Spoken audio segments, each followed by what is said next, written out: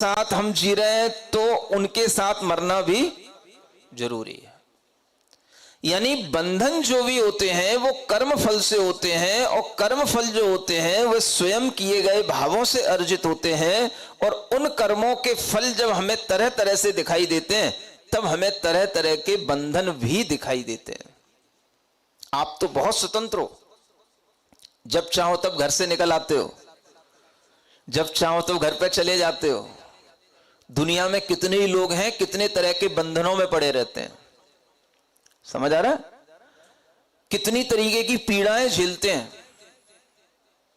कभी कुछ न्यूज सुनो, कुछ देखो आसपास, तब कुछ आंखें खुलती हैं। कितने तरीके के बंधनों से बंधक बनाकर के लोगों को जीवन व्यतीत करना पड़ता है। ये सब बंधन भी कहीं ना कहीं ऐसा नहीं कि वो जीव अपने पकड़ में आ गए इसलिए उनको बांध लिया गया, उनका भी कर्म इसी तरीके से फलता है कि वह उन्हें इसी तरीके के दुखों की प्राप्ति से ही उन्हें उस कर्म फल की निर्जरा करनी पड़ती है। ये बंधन जो भी होते हैं ये इसी कर्मों के अलग अलग तरह के ये फलों के माध्यम से हमें दिखाई देते हैं, ये कहने का मतलब है। इससे आप ये समझो कि आपके बंधन तो कुछ नहीं है। एक व्यक्ति दूसरे व्यक्ति के साथ भी बंध जाता है तो वो भी पूरी जिंदगी निकालने में कष्ट अनुभव करता है। ये किसके साथ बंधे हैं? ये अनंत जीवों के साथ बंधे हैं, एक एक जीव। इसलिए बंधन की भावना कभी नहीं करनी चाहिए। क्या सुन रहे हो? एक जन्म नहीं, 7 जन्म तक, 7 जन्म नहीं, जन्म जन्म तक छोड़ेंगे ना हम तेरा साथ। हो साथी, वो साथी है कि दुश्मन है भाई जो जन्म जन्म तक साथ नहीं छोड़ेगा? है? ऐसा भूत अपने पीछे लगाना क्यों? जो जन्म जन्म तक अपना साथ ना छोड़े वो साथी कहलाएगा क्या? वो दुश्मन हो जाएगा अगले जन्म में तुम्हारा। हाँ, इसलिए ऐसे बंधन करने का कभी भी मन में नहीं लाना चाहिए, और कभी भी इस तरह के बंधनों में बंध करके खुश भी नहीं होना चाहिए। और जो बंध रहे हैं उनको देख करके भी खुश होगे तो भी उसके बंधन की अनुमोदना करने से तुमको इसी तरह के बंध के फल प्राप्त होंगे। सुन रहे हो? हाँ, इसलिए जो लोग शादी के बंधनों में बंधते हैं और उनकी बारातों में जो नाचते हैं, देखो निश्चित बात है आप जो कर्म कर रहे हो आपको उस कर्म का फल तो मिलेगा। तो अगर वह बंधन जो हो रहा है उसके बंधन में आप नाच रहे हो तो कभी तुम भी बंधोगे। अब किसी भी रूप में बंधो, दूसरा नाचेगा। समझ आ रहा है? आप अगर दूसरे के साथ जो बंद हो रहा है उसकी आप अनुमोदना कर रहे हो तो आप भी उसी तरह के कर्म फल की प्राप्ति की इच्छा कर रहे हो, तभी आप उसके लिए नाचना गाना और हर्षित होने का भाव करोगे।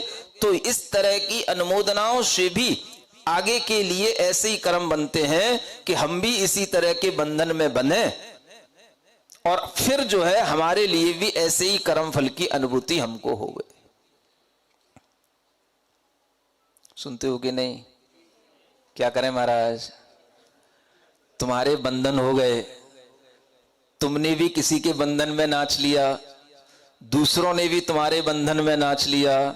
अब तो तुम्हारी उम्र काफी हो गई है, अब तुम्हें क्या सोचना चाहिए? हमें इन बंधनों से मुक्ति अगर चाहिए तो कम से कम इतना तो करना चाहिए कि हम दूसरों के बंधन जो हो रहे हैं उनमें प्रसन्न ना हो, उनमें हर्षित ना हो। अपना बंधन है उसी को संभाल लें और निकाल लें, इतना ही पर्याप्त है। हम तुम्हारे बंधन तोड़ना नहीं चाह रहे, लेकिन आगे के लिए बंध नहीं बांधे। ये कब संभव है महाराज? बेटी की बेटी का बेटा का शादी है। किसकी? बेटी की बेटी की बेटे की शादी है। महाराज उसकी शादी अच्छे ढंग से हो जाए, आशीर्वाद दे दो। समझ रहा? तो किसकी? बेटे की बेटी की शादी है। अब उसकी शादी में भी हमें नाचना है, उसकी भी हम अनुमोदना कर रहे हैं, और इधर हमारी नार हिलने का टाइम आ गया है। वो नहीं दिख रहा, उसकी शादी हो जाए महाराज, ऐसे समझ आ रहा है? ऐसे हिल रहे, और फिर भी ये भाव नहीं आ रहा कि ये क्या हो रहा है, हम किसकी अनुमोदना कर रहे हैं, हम किसमें हर्ष मना रहे हैं, हम किसकी इच्छा कर रहे हैं। जिसका हम हर्ष मनाएंगे, जिसकी इच्छा करेंगे, उन्हीं कर्मों का हमारे लिए बंद होगा, और हम भी पुनः फिर उस बंद के कारण से कभी संसार से बंधन मुक्त नहीं हो पाएंगे।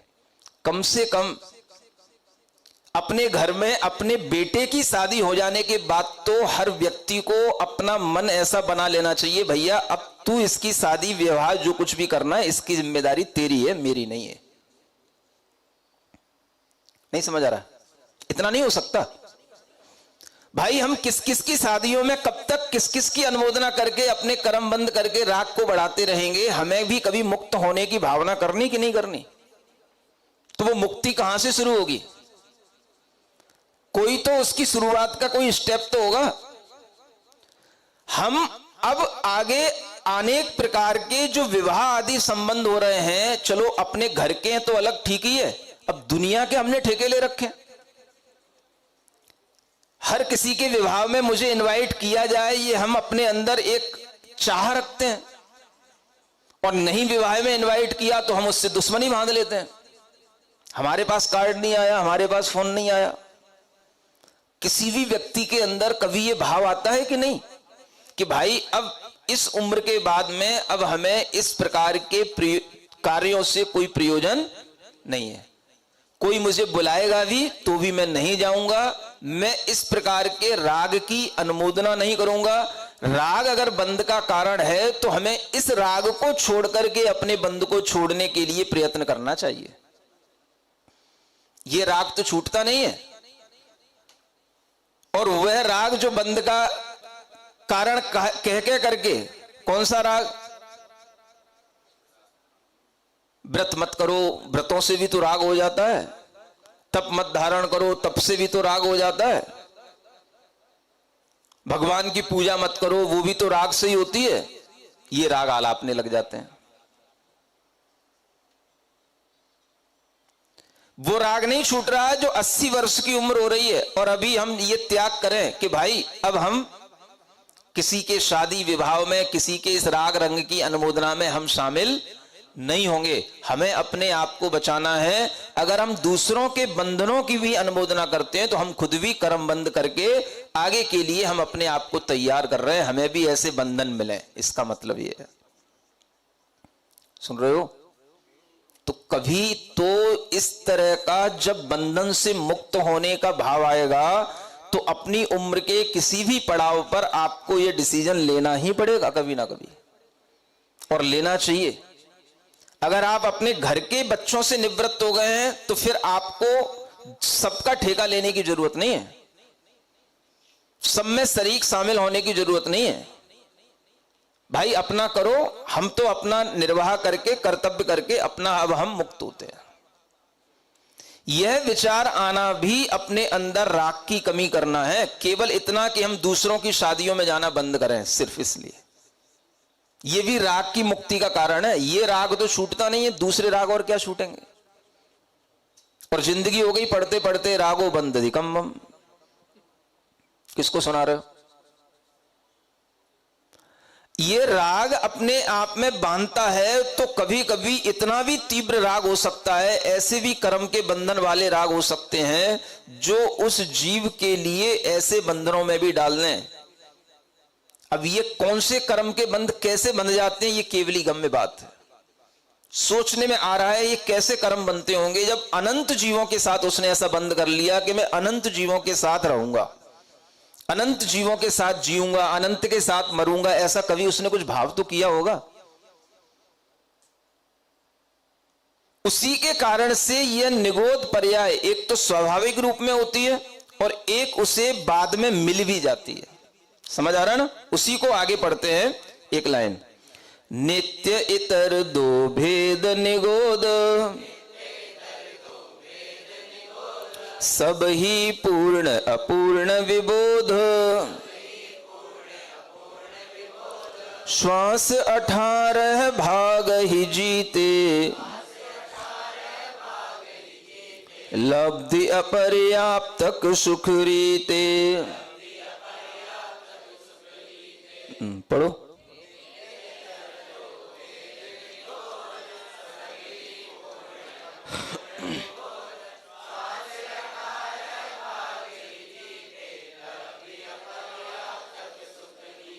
अब ये निगोध जिनकी हम बात कर रहे हैं ये दो तरह के हैं।